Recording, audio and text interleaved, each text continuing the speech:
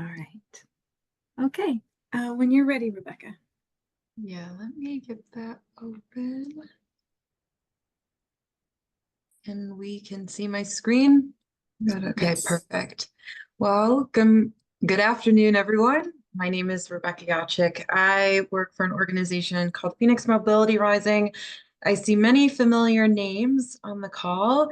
So some of you may be aware of what we do, some of you may not, and I'm excited to educate and also teach a few new things today. So everyone, I think, will have a good experience. But what I'm doing today is providing an overview of what Phoenix does in the community, share a little bit more about the process to get into our programs, and then take some time today to answer any questions that you may have. So if you do have a question, please just pop it in the chat box. I can look at it at the end. I'm waiting for questions until the end just so I can get through this content. But to start off, Phoenix's mission is mobility solutions for the health and well-being of every person in every community. And we don't necessarily need to be the ones providing those solutions, but we do want to work together to ensure that our communities that we serve do have those solutions. And so what I said before, this is just a quick agenda overview of the Transportation Assistance Hub model, our fare free programs, what it means to be a community booking partner or a full fare rider, and then questions, discussions, and I'll also have a QR code for you all if you want to access it to, and I'll drop the link in the chat afterwards as well, but has all of our Washtenaw County resources available. So I'm not going to sit on this for too long, but we know that there are huge barriers when it comes to transportation and accessing care, accessing food, just accessing life in general. And so you can see some high statistics, 5.8 million Americans miss medical appointments and cite that as due to a lack of transportation. And that can lead to emergency room visits or worsening health conditions. 43% of respondents for a survey showed that limited transportation is one of the root causes for hunger. And then 45% of Americans have no access to public transit. I mean, we do live in a community where there are many options, but we are surrounded by communities that do not have those options available to them. And what Phoenix tries to do is address those solutions in a hyper-local way. Phoenix is a young organization. We've only been around for 6 years, but you can see in those 6 years, we've deployed programs across 10 states. We currently provide services in 5 or 6. I believe we've already hit the 100,000 mile mark this year, probably close to that 100,000 ride mark. And then really the core of our work is through local partnerships. I like to say we take a hyper-local approach. I'm here in Ann Arbor. We have an office in Ypsilanti. We're doing the work here. We're aware of our community and the needs. And so we know transportation is a social determinant of health. It affects all social determinants of health. We want to provide transportation to support health equity as well as positive socioeconomic outcomes. So whether that is transportation to work, transportation to medical appointments, to food, to healthcare, to education, we want to find solutions for our fellow community members. And so how Phoenix does that is with a transportation assistance hub. And so that is a centralized access. I'll say it probably a few times. We are providing centralized access and coordination of transportation services so that you can get to social service appointments, food, employment, healthcare, whatever you need in this realm.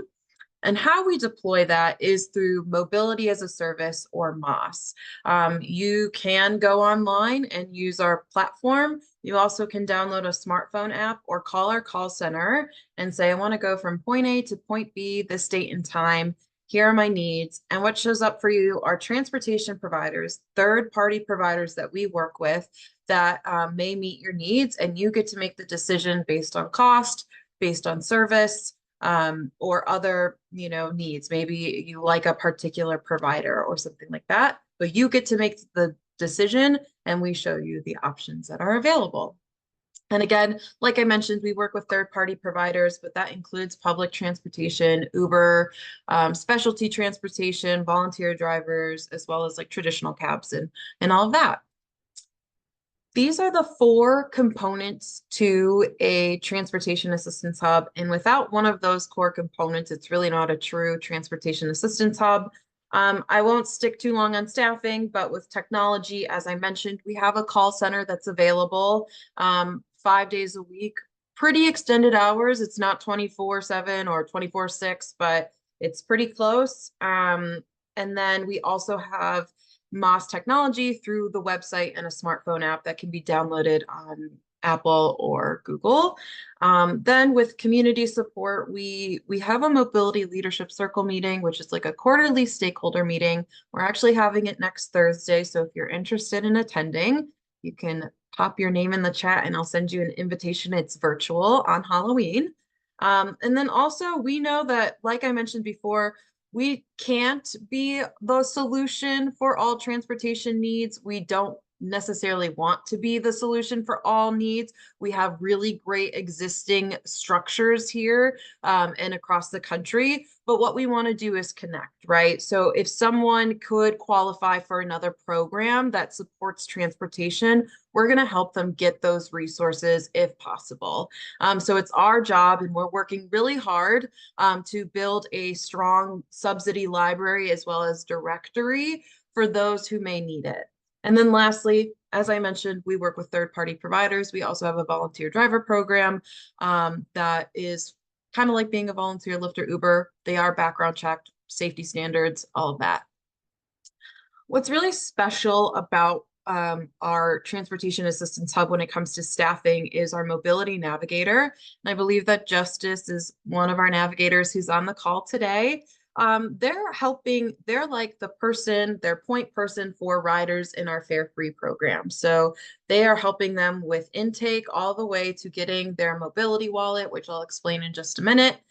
They're helping them navigate resources in the community because often if someone has a transportation need, there's another co-occurring need that needs to be met, but also looking at what is the sustainable path forward.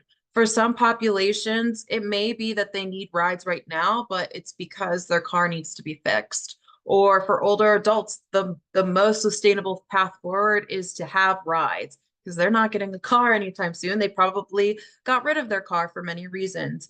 And so our navigators are equipped with supporting the rider with their needs within the Phoenix program and helping connect them to resources outside the Phoenix program.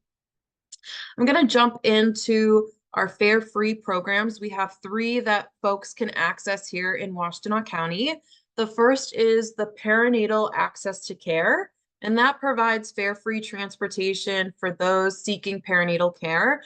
So preconceptual all the way to 18 months post-birth. And that provides fare free transportation to healthcare appointments, whether it's perinatal medical care or other medical care, social supports like WIC or other services, accessing food, so grocery stores, food pantry appointments. And then for some folks, it can support employment if they have a doctor's note stating that they are unable to drive at this point in time. We are accepting referrals, and you will be able to see the link of how to submit a referral. And folks can submit referrals as themselves, or someone can submit on behalf of them. So it can be a partner, it can be a family friend, it could be a caseworker, whatever that may be. We accept referrals for this program. And then also want to thank Michigan Medicine Community Health Services for the reason why we have this project here in Washtenaw County. Our next program, which you may have seen around, it's kind of blown up, is the Rides for Older Adults program. And this provides fare-free transportation to older adults ages 55 plus, and that's to access medical care, healthcare, and food. And so those are some of the examples there. It is pretty specific. Like, let's say someone wanted to go to the gym. That technically doesn't count unless they can prove that they were prescribed to go to the gym. Ideally, in the future, we'll be able to open this up to even more options, but due to the popularity of this program and the funding, it's sticking to basic needs. And you can see our funders are Washtenaw County Racial Equity Office, as well as the Ann Arbor Area Community Foundation. I will say that right now we have a wait list for individuals 60 plus, but individuals ages 55 to 59 could be referred to this program and get through pretty quickly. We're opening up our wait list for 60 plus as we speak. We're working on that. And ideally into next year, we'll have a very limited wait list, but due to the popularity and budgeting, we are currently there.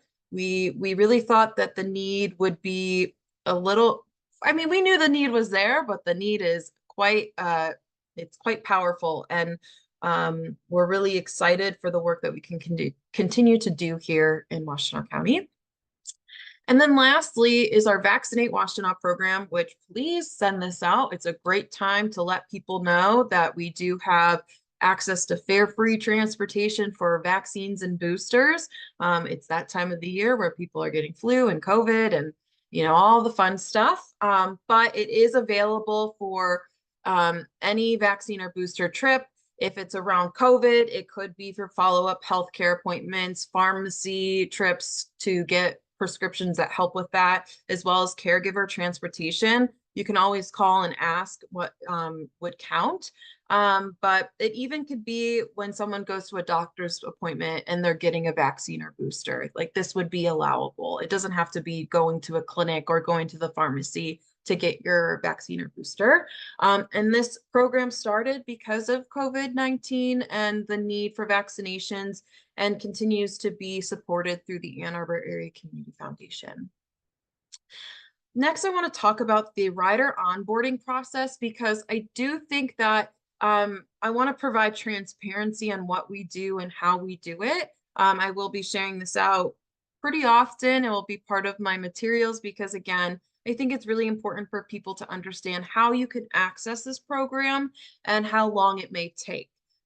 In the past, we have been able to do it pretty quickly, but now because we are doing assessments, we have a wait list, it may take a little bit longer. But of course, the first step is a referral, and that can be completed online. You'll get the link shortly, as well as by phone, and our flyers have the phone numbers you can call. Self-referrals or community-based referrals are currently accepted for all programs.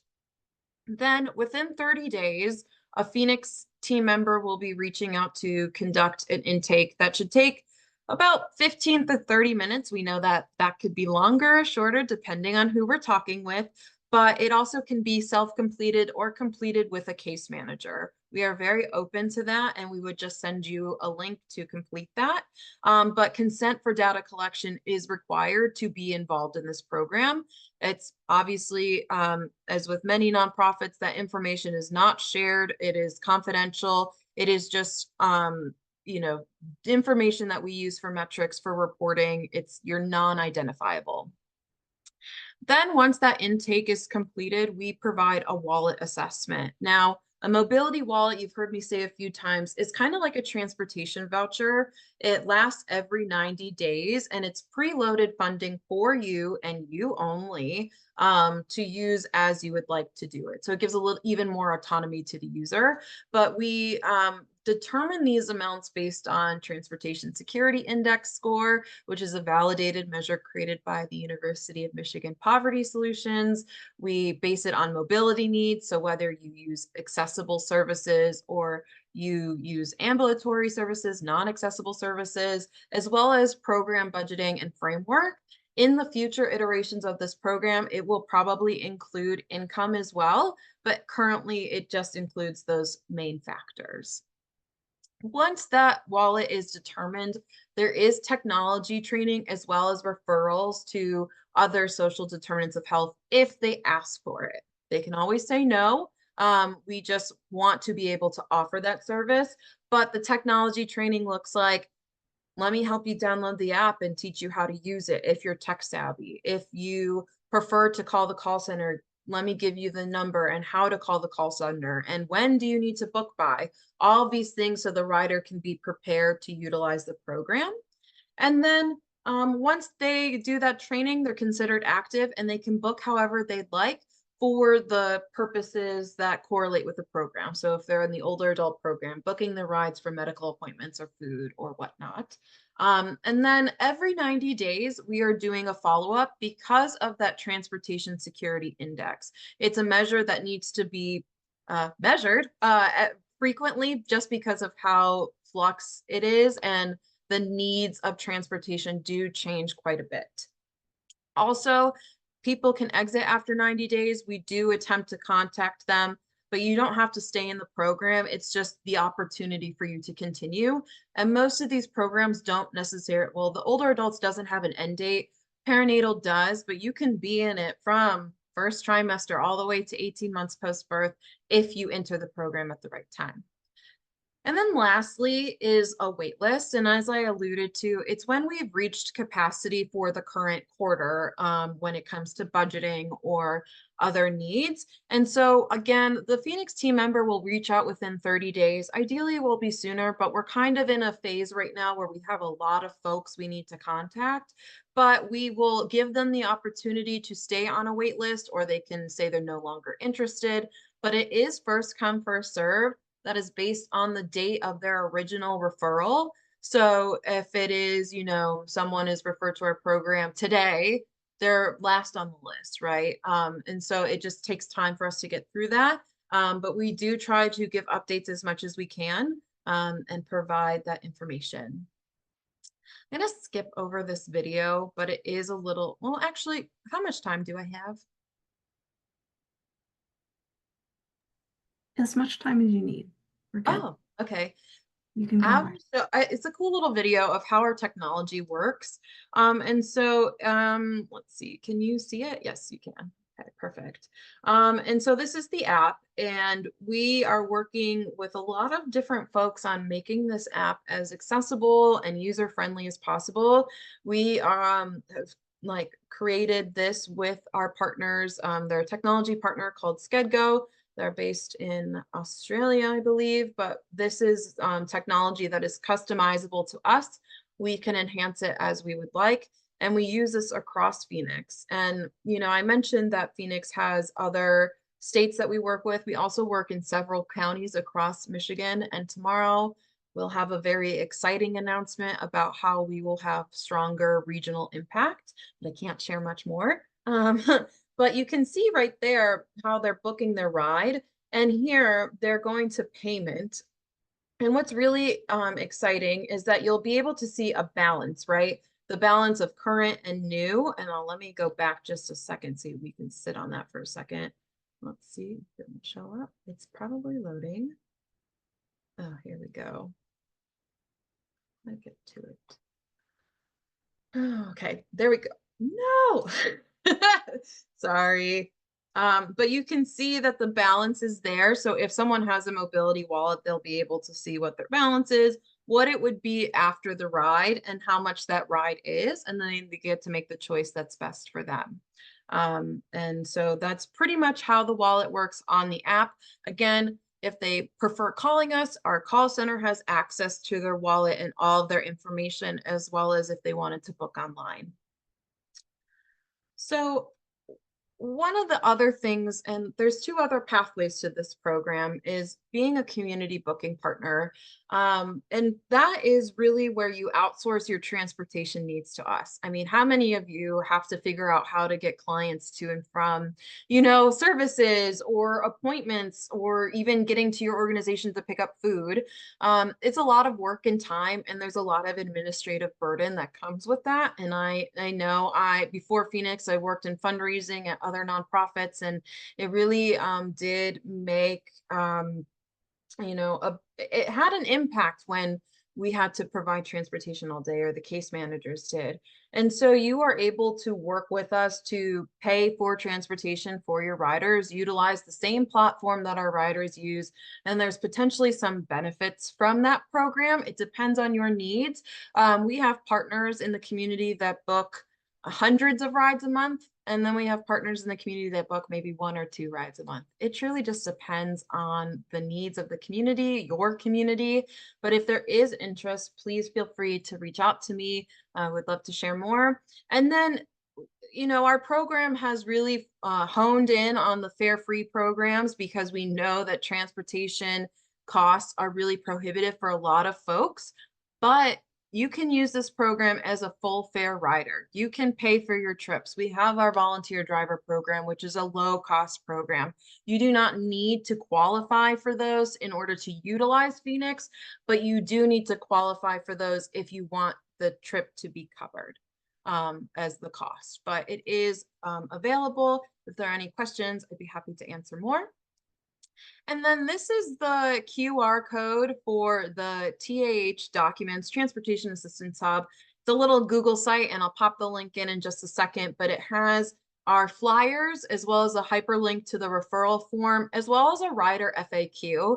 We found that it was we really wanted to have concise information about the program. What is a wait list? What's a mobility wallet? Because when we said mobility wallet, they're like, what are you talking about? And we really wanted to provide more context and information. And there's only 3 of us that serve Washtenaw County. So at least programmatic staff, our call center is always available, but helping alleviate those concerns with a document. And so feel free to take it. Again, I'll pop the link in the chat, but I do think that it will provide some more information. We're always happy to provide printed copies as well, but those PDFs are printable versions. They're the higher quality, so you can feel free to share them and disperse them as you see fit. But that's pretty much the swing of it. I really appreciate it. My information's right there. If you want to email me, you can always call me. May not answer the first time if I'm in a meeting, but I'll always get back to you as soon as I can. And I really appreciate your time today. I do see that there's potentially some questions. So is there a limit of renewals per client? As of right now, no. There is no limit. I mean, you can have infinite wallet phases in that program because we know that that is the sustainable solution, right? You're not getting a car, you're not getting your license or anything like that, especially as an older adult. You probably are in this situation because you've had to give up driving.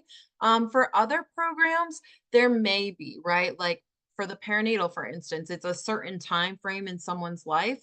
Maybe for other programs, we would put those rails up, but also providing a opportunity to find other resources in the community that will support their needs. So whether that be helping them get, gas, right? Because gas may be the prohibitive factor. The rates vary every day. Maybe it's with insurance being too much. Maybe their registration has expired and it's too much to renew. Maybe they need to fix their car and then they would be able to drive themselves, but they just don't have $600 to do so. So we're figuring out the other ways to provide those opportunities to a sustainable path forward. Then as a full fare rider, is there a per mile charge? So the way that our program works is that our third party providers set up their rate. So it does vary based on service. Now our volunteer driver program is pretty cost affordable, but we have services that are non-emergency medical transportation that provides the door-through-door service. That gets a little more expensive because it is a higher quality service, because they do more and they have more training. So it really does depend. You can always go to our website and kind of explore, or call our call center and explore what the rates may be.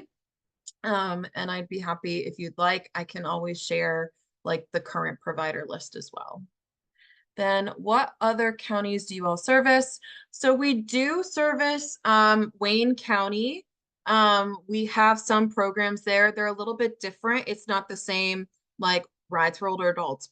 There is a perinatal access to care, but it's a little bit different.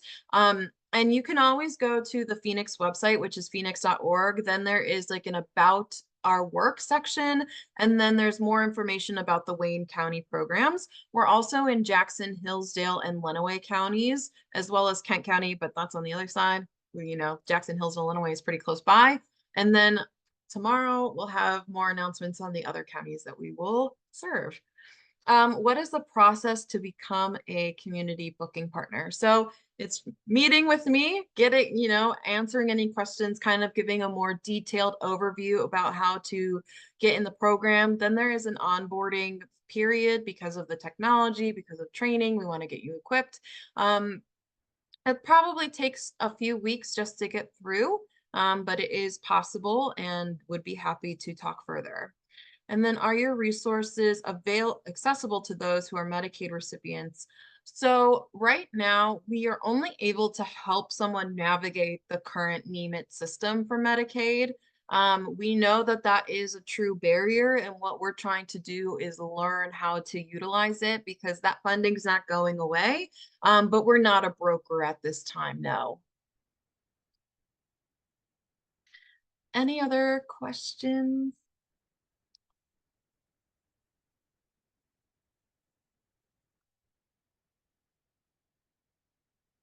Okay, I will drop some links in the chat, including that website if you didn't get a chance to, but I really appreciate your time today. I'll stick on if there are any questions, and I'll also put in my email address, but thank you. Thank you very much. That was wonderful. Thank you. Great Thank you. questions too. Okay, so our next presenter is Monica from Ipsy Senior Center. And we've got Monica. Hey, Marty, would you keep, while I run the slides, will you keep an eye on our, and let people in? Sometimes they drop off and then need to come back in, and I want to make sure we get them in. So, okay. All right, I'm it going to wouldn't share let me my do screen that. for you. Oh, what's that, Marty? It wouldn't let me let people in. I was going to do that for you before. Oh, it didn't. It's not letting me let people in. Okay, I'll try to do it. It maybe because you needed to come in through the, as a co-creator maybe, or, through the You might county. have to make me a co-creator. Maybe that's it. Okay. I'll keep an eye. We'll see.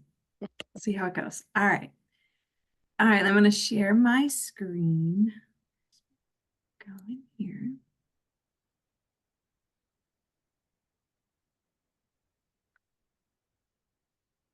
Great, thank you. I am part of the Say Yes to Seniors Coalition. Just a little background. For one thing, I'm the director at the Ypsilanti Senior Center. And a lot of the senior centers in the area have very limited budgets. Our particular one, we get only $6,000 from the city every year. Everything else has to come from grants and donations. And because of that, it's really hard to keep staff. So the way we started this, I think it was in 2017, 16, 17, something like that. A bunch of the senior centers started getting together. I mean, we were getting together on a regular basis anyway. And we started talking about, where do you get your money? How do you do this? And how do you do that? And we decided at that point to look into trying to find a millage that we could get through the county. And with the help of Ageways, we started researching how do you get a millage, and then finally we started approaching, I think it was in 2018 or 19, we approached the council, city, or the Commission on Aging. No, the Board of Commissioners.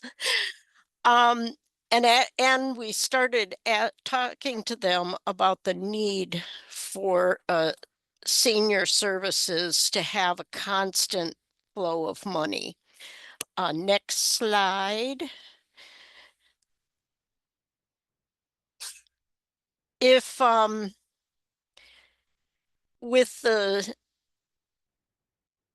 if anybody works with senior population, you know already that the population is growing immensely.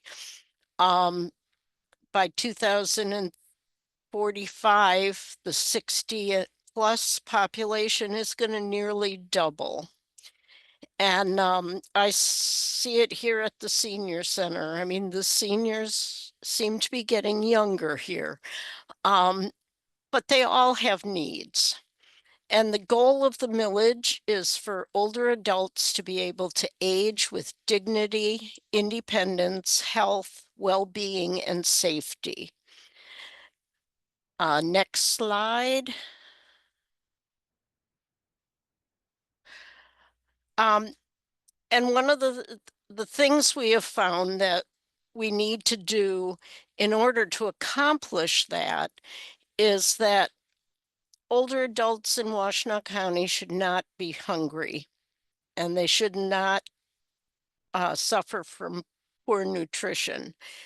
And a senior's home should be safe, secure, with working utilities and free of pests. And that's not always the case. Next slide. There's also older adults as an adult grows older, they tend to have chronic health and mental health needs that are not taken care of, and they should be able to live independently if possible. If it's not possible for them to live independently, they should definitely have a healthy environment to live with some help, and have low-cost transportation to medical appointments, and to have access to mental health appointments, which is very rare in the county. It's about I think it was can't remember now. I think it was last August. I sat in on the mental health department giving their year-end report to the Board of Commissioners. And out of all the seniors, they gave statistics on how many people they helped between age groups, and they only helped 7% of older adults. All the other programs they put on were for younger adults or young kids. And those are good things, but we have to also step up.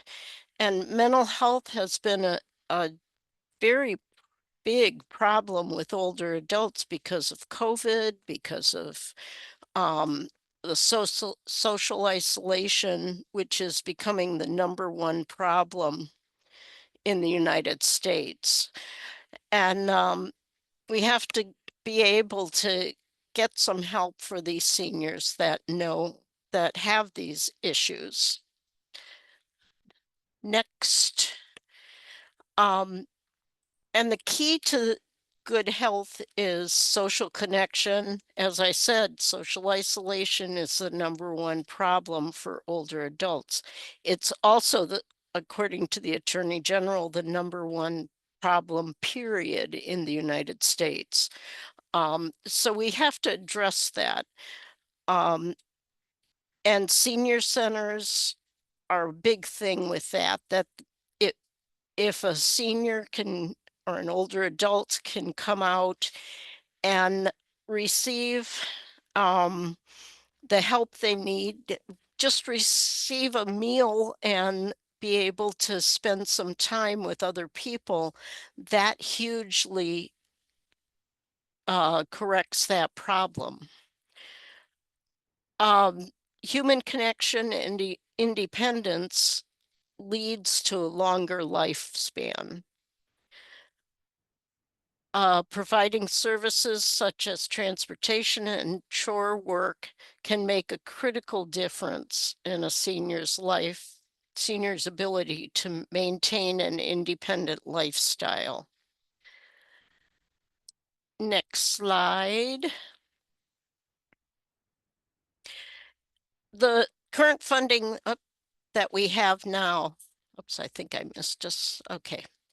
The current funding is not adequate for what we're trying to do and for the multiplication of seniors that are coming into the county.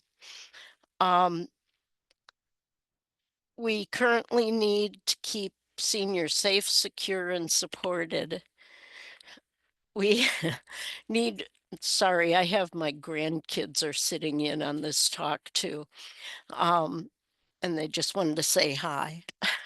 But we have food assistance.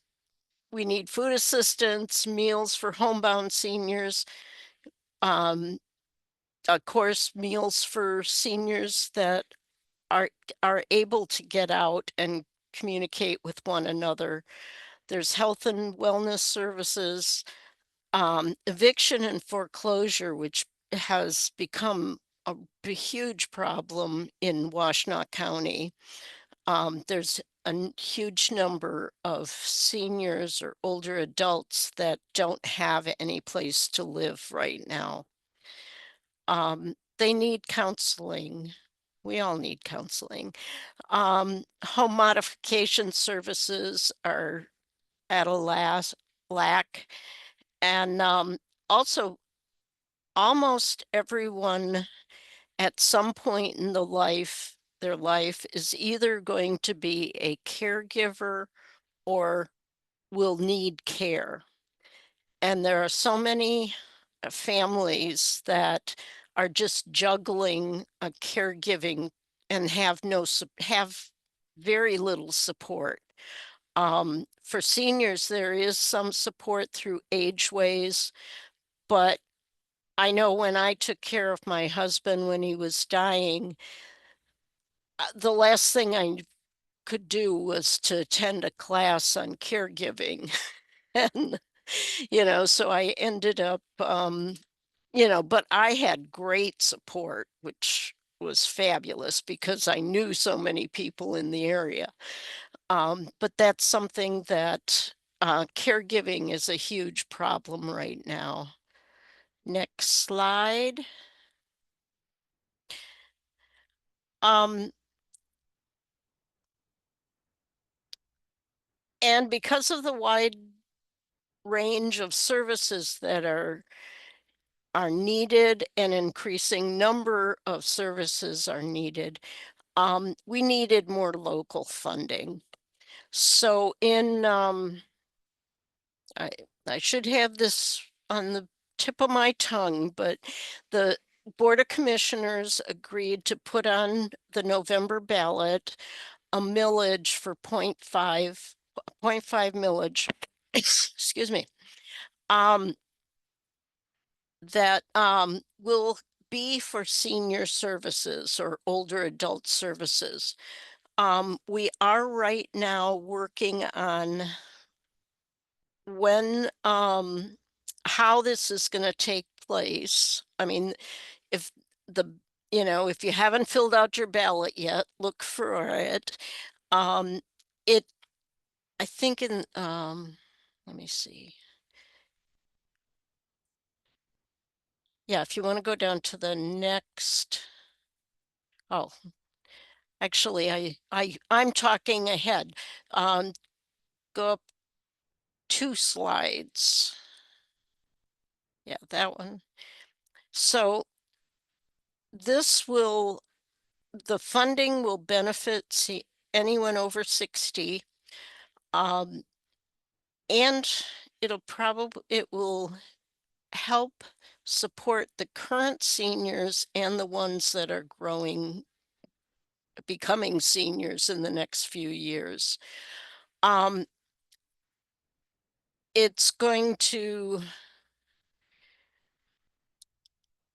Washtenaw County, actually being an extremely wealthy county, is way behind compared to other counties in Michigan. There's only it's next slide. Right now it's we have wait lists.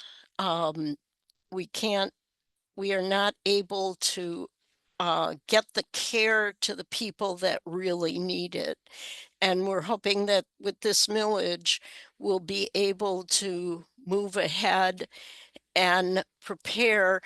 And our greatest intention is to be able to have an aging plan for the Washtenaw County at some point. Next slide. Washtenaw County there are 74 counties that have senior service millages. There's 83 counties in Michigan, and we are one of the few. It was brought up to us at one point that every county in Ohio has a senior millage. And we don't want them to show us up. We would like to be Michigan should be way ahead in this. And actually, Michigan is way ahead in older adults growing older. So, yeah, some of these millages too have been in place for 20 years. Next slide. This just gives you an overview of what a 0.5 mil would be for a house that's valued at $100,000, which I don't think I know one of those houses anywhere in Washtenaw County. But that would be $50 a year. And there's also, it would raise 11,500,000 a year for senior services. And that would be distributed when you think about it, with all the seniors that we serve. That's a drop in the bucket. That's gonna get us at least to some point where we're serving the seniors we need to. Next slide. And this is just an overview of what we're proposing. We're hoping to have a Department on Aging within the county government or without the cover. We're not positive if it would be in the county or associated with the county government, but right now it looks like it would be part of the county government. And the millage would go to administer the funds for grants. We're hoping that all of the different agencies that work with seniors now will be able to benefit from this money. There's still a lot of negotiating with the county on how it's going to proceed and who's going to be officiating it. So, next slide. And these are the things that we've proposed, and the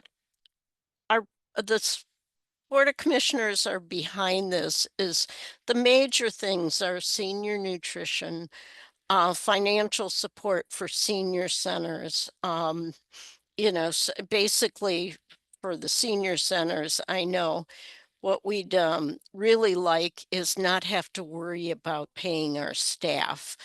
And so then with all the other things we can do, we can get grants for those. But right now, most of our grants go to staffing. Legal aid for seniors, there's very few. I mean, it just costs, it's expensive. If somebody wants to write a will, they would have to get a lawyer. It's very hard to get low cost legal aid. They're proposing an RFP based process to have these funds distributed. The Commission on Aging, which is one thing that the Say Yes to Seniors group proposed, is going to be part of this. It'll probably be a way that they might be able to present what's going to be needed and show proceed with what the priorities would be. And they've been, for the past few years, they've gone through a lot of education of looking at different aspects of people growing older in the county. Some of the big things too is the minor home repairs. It'd be very nice if people can stay in their homes. And because of that, in order to do that, grab bars are necessary, or, possibly a ramp. Next slide. This is what we're looking at for RFP process, that it would be 4 years. The millage itself will be an 8-year millage. So we'd have 4-year contracts with the with an RFP process to get funding. And they're proposing a RFP committee of county commissioners, the county administrator, the director of aging, and the commission on aging members. So this looks like it. I mean, nothing's set in stone here yet. It's got to go through the huge process with the county commissioners, but this was what was proposed to spend the money on. Next slide. And the initial county proposal, the Say Yes to Seniors wishes to focus on the following, which was senior centers as a comprehensive hubs of support. Not only do they help with social isolation, but they are the place where if anyone needs something, that's the first place they go to. And so if we had the staff available, it'd be good that we'd be able to support that hub. I know for a fact that during COVID, I got millions of phone calls, and they might be something like somebody call and say they wanted the meals for next week. But then they'd end up talking for a half hour because they were lonely and needed somebody to talk to. We'd like to stress the importance of local and community-based organizations. There are so many nonprofits that do such a great job, but just are continuing to there's always one step behind. At least that's how we feel at times. There is a concern about duplicating the efforts, and we're hoping with a county staff that would be overseeing this kind of thing, that they'd be able to go, well, these two organizations are doing the exact same thing. Do we need both of them? Or if this organization focuses on this. How about if you focus on something else? So, you know, there'd be a more of an oversee of what is needed in the county. And for one thing, I know for a fact too that like the Housing Bureau for Seniors has a lot of times in counseling older adults that had to move, they suggested moving out of the county because there's no facilities that are able to care for them here, or not cheap enough situations. So this is really an investment in the county and in the people that have lived here a lot, you know, for a long time. There is a lot of collaboration between providers now. Um, it's it's somewhat siloed, but we have formed so many relationships with one another. And a lot of times, like if I come up, hang it just a second. Sorry about that. My grandkids are fighting. Um, but so, you know,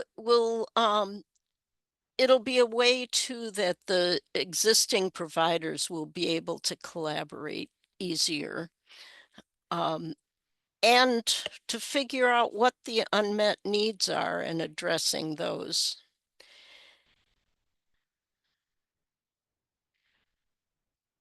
The next slide. Oops. Yeah, it's just some information. The root cause was put out by the Ann Arbor Area Community Foundation in 2021. Sarah Walsh, who's a professor at Eastern, took that and put it into the service needs of older adults in Washtenaw County. And that is, you can find it at Say Yes to Seniors, her report. And then there's just lots and lots of other ways you can find out about the need. Next slide. And these are a list of the continuing coalition members. As I said, I've been a member since the very start. There are a few other ones that have also. Oh, they have Amanda Sears with the AAA 1B, but she doesn't work for them anymore. But the AAA one, Ageways now, has been a huge help to us, not only in pulling together data, but also for just teaching us how to approach government and get government. So next slide is thank you for listening. And these are some of the websites, website and the Facebook. You can get more information on all this. And if you haven't voted yet, make sure you hit that yes on the proposal. And do we have any questions?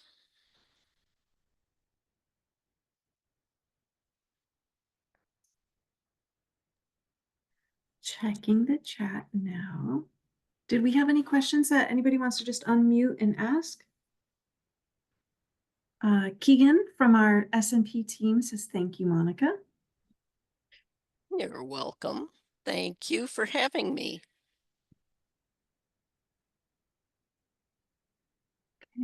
I'm not seeing any more questions in the chat, but anyone, another opportunity? Unmute and shout out a question. Okay. Well, I'm sure, Monica, you're available if somebody wanted to reach you Sure. to talk more. They had more Yeah. questions about it. I'll put my email in the chat box. Great.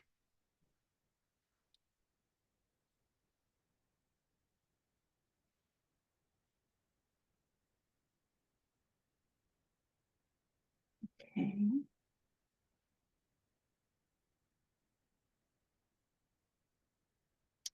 All right. All right. Thank you. Thank you very much. All right, I am going to move on and share my screen. And we're going to talk, I'm going to give you a little update on Barrier Busters and where we're at. If you've been coming the last couple of months, this slide is going to look very familiar. It is now still all zeros. Again, what's happening is you'll see here at the bottom, we allocate each month designated funds that are to cover for the month. You'll see the Washtenaw County General Fund on November 1st will open up to 14.5. The Ypsi Township Fund will open up 12.5, and so on. And you see the breakdown there. What's happening is our flexible funds, they're going in a day. Last month for October, we did good this time. By 4 p.m., I was sending out the notice that funds were exhausted. So it's just a very limited amount of fund. So it's going really quickly. So we do maintain kind of a zero balance through the rest of the month. Remember that if you come across clients who do need housing assistance for arrearages, deposits, things like that, please have them go to the HAWK call center and go through the SOS pipeline. There are additional funds for housing.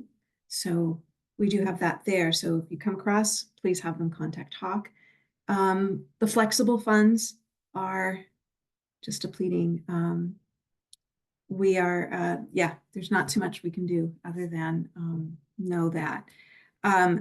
Some other Barrier Buster news is that we are moving to a new portal in November. So we should be we'll be putting out all the announcements into the onto the listserv, so you can get information there. But we'll begin training for those next month. And those of you who make requests, we're going to invite you all to sign up, and we'll probably do trainings once a week, maybe even twice a week for a short time, and get everybody up to speed on the new portal and the new guidelines with all of that. So something to look forward to.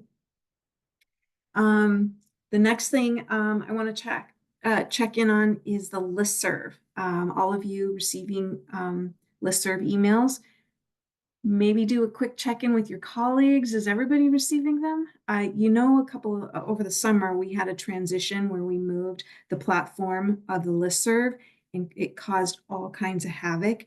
We're still finding issues. If you come across an issue with trying to post to the listserv and it's not going through, send me an email or the Barrier Buster staff email, and I will change a setting for you and allow it. Again, it's one of those, it didn't transfer over well issues.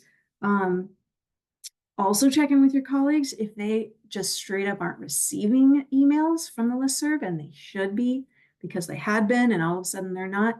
Also, please contact me. People are dropping off for the transfer over didn't work smooth.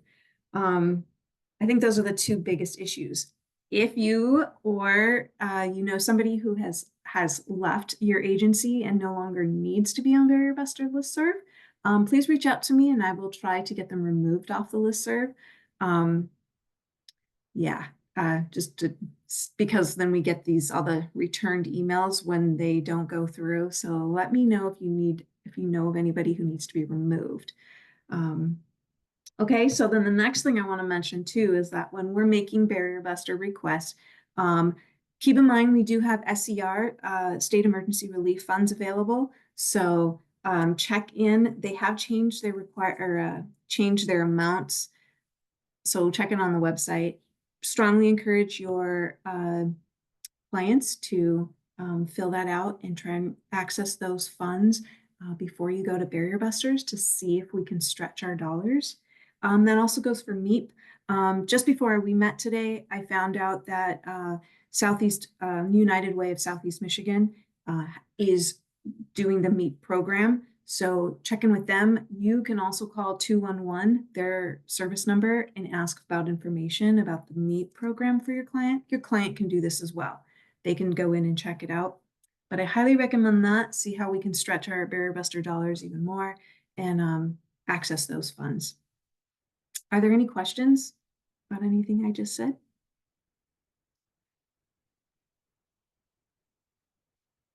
I'm going to go ahead and stop sharing. All right.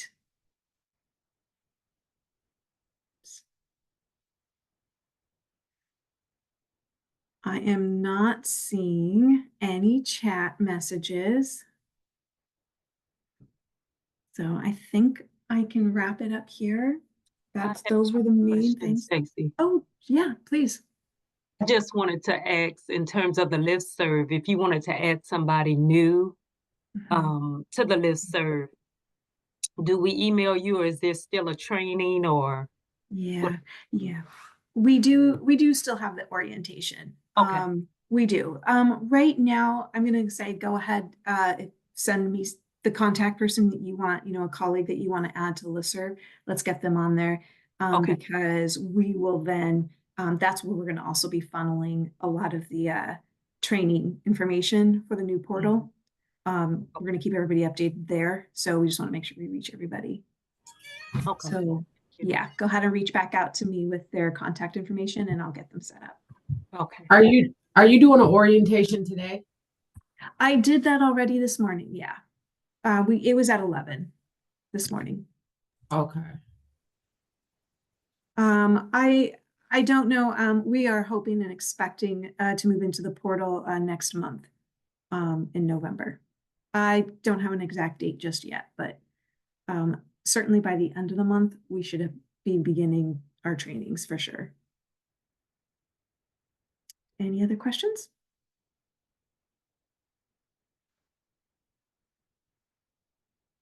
Okay. Well, as always, if anybody does have questions, you can email the Barrier Buster staff email. You can ask me too, but it's best to go to the Barrier Buster staff email. Make sure that we can respond to you quickly when you do that. Our next allotted funds, designated funds will come in November 1st, which is I think next Friday. And yeah, hopefully that lasts a little bit longer. If everyone is no more questions, then we'll go ahead and end the meeting. And everyone have a great day. Thank you. Thank you. Bye. All right. Thank Yeah. you. Thanks for attending.